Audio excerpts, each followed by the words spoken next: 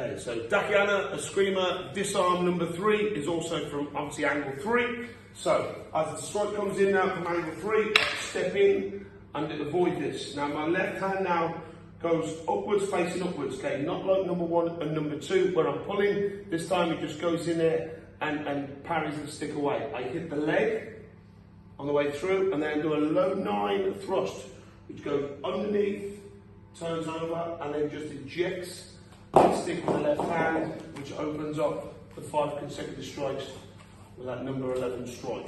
So, same again from here.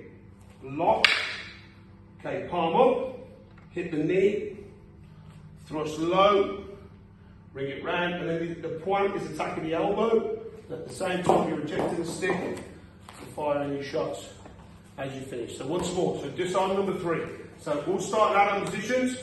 Okay, step in, palm up, hit the knee, low thrust, bring it round, disarm, follow it through, and disarm to there.